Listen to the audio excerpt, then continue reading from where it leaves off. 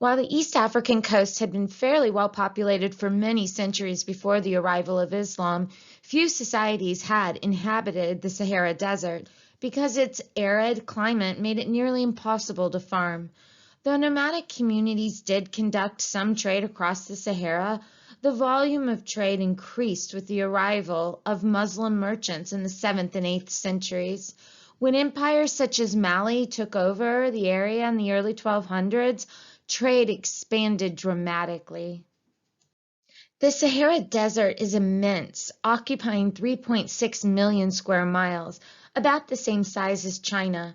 Of the vast expanse of sand and rock, only about 800 square miles serves as oases, places where human settlement is possible because water from deep underground is brought to the surface, making land fertile. In some oases, the water comes from underground naturally. In others, humans have dug wells to access the water. Muslim merchants from Southwest Asia traveled across the Sahara on camels. Native to the Islamic heartland of Arabia, camels began to appear in North Africa in the 3rd century BCE. Accustomed to harsh, dry climate of the Arabian desert, camels adapted well to living in the Sahara. Compared to horses, camels can consume a large quantity of water at one time, over 50 gallons in 3 minutes, and not need more water for a long time. They began to replace horses and donkeys after 300 CE. As the use of the camel spread, people developed as many as 15 types of camel saddles for different purposes. South Arabians developed a saddle in which the rider sits in the back of the hump, which makes riding easier because the rider can hold on to the hair of the hump. Northern Arabians developed a saddle for sitting on top of the hump, putting them in high air, which gave them greater visibility in battles. Being near the head gave the rider the best possible control over the camel. However, the saddle that had the greatest impact on trade was the one Somalians in East Africa developed. They were semi-nomadic and needed to carry their possessions with them, so they designed a saddle for carrying loads up to 600 pounds. Without the development of this type of saddle, camels could not have been used to carry heavy loads of goods in trade. The caravans across the Sahara often had thousands of camels laden not only with goods to trade, but also with enough provisions, including fresh water, to last until the travelers could reach the next oasis. The people leading the caravans generally walked the entire way. There were 7 north-south trade routes and 2 east-west routes. These put the people in sub-Sahara Africa in touch with an expanding number of cultures and trading partners. By the end of the 8th century CE, the trans-Saharan trade had become famous throughout Europe and Asia. Gold was the most precious commodity traded. West African merchants acquired the metal from the waters of the Senegal River near modern-day Senegal and Mauritania. Foreign traders came to West Africa seeking not only gold but also ivory and slaves. In exchange, they brought salt, textiles, and horses. For more than 700 years, trans-Saharan trade brought considerable wealth to the societies of West Africa, particularly to the kingdoms of Ghana and Mali. They also brought Islam, which spread into sub-Sahara Africa as a result. By the 12th century, wars with neighboring societies had permanently weakened the Ghanan state. In its place arose several new trading societies, the most powerful of which was Mali. North African traders had introduced Islam to Mali in the 9th century.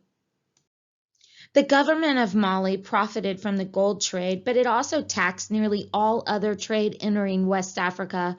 In that way, it had become even more prosperous than Ghana had been. Most of Mali's residents were farmers who cultivated rice. However, the great cities of Timbuktu and Go accumulated the most wealth and developed into centers of Muslim life in the region. Timbuktu, in particular, became a world-renowned center of Islamic learning. By the 1500s, books created and sold in Timbuktu brought prices higher than most other goods. The growth in trade and wealth gave rise to the need to administer and maintain it. For example, rulers needed to establish a currency whose value was widely understood. In Mali, the currency was cowrie shells, cotton cloth, gold, glass beads, and salt. Rulers also needed to protect both the trade routes and the areas where their currencies were made or harvested or the other trade resources were produced. Sometimes empires expanded their reach to take over other resource-rich areas. They did so with military forces well provisioned with horses and iron weapons bought with tax revenue. With each expansion, more people were drawn into the empire's economy and trade networks, bringing more people in touch with distant cultures. Mali's founding ruler, Sundiata, became the subject of legend. His father had ruled over a small society in West Africa in what today is Guyana. When his father died, rival groups invaded, killing most of the royal family and capturing the throne. They did not bother to kill Sundiata because the young prince was crippled and was not considered a threat. In spite of his injury, he learned to fight and became so feared as a warrior that his enemies forced him into exile. His time in exile only strengthened him and his allies. In 1235, Sundiata, also known as the Lion Prince, returned to the kingdom of his birth, defeated his enemies, and reclaimed the throne for himself. Sundiata's story made him beloved within his kingdom, but he was also an astute and capable ruler. Most scholars believe he was a Muslim and used his connections with others of his faith to establish trade relations with North Africa and Arab merchants. Sundiata cultivated a thriving gold trade in Mali. Under his steady leadership, Mali's wealth grew tremendously. And his story is also the basis for the Disney movie The Lion King. In the 14th century, Sundiata's grandnephew Mansa Musa brought more fame to the region. However, Mansa Musa was better known for his religious leadership than for his political or economic smarts. A devout Muslim, Mansa Musa began a pilgrimage in 1324 to Mecca, Islam's holiest city. His journey, however, was unlike that of an ordinary pilgrim.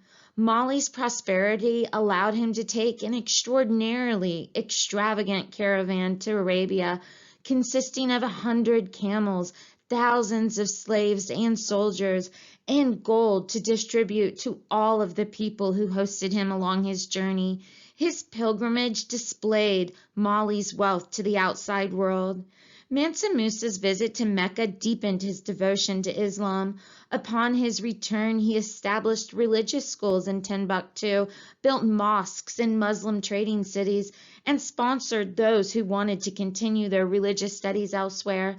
Though most West Africans continued to hold on to their traditional beliefs, Mansa Musa's reign deepened the support for Islam in Mali. However, in fewer than 100 years after Mansa Musa's death, the Mali kingdom was declining. By the late 1400s, the Songhai kingdom had taken its place as the powerhouse in West Africa. Following processes like those Mali had gone through, Songhai became larger and richer than Mali. In spite of Mali's fall, Mansa Musa's efforts to strengthen Islam in West Africa succeeded. The religion has a prominent place in the region today. In the end, the government of Mali's power grew as it taxed nearly all trade entering West Africa.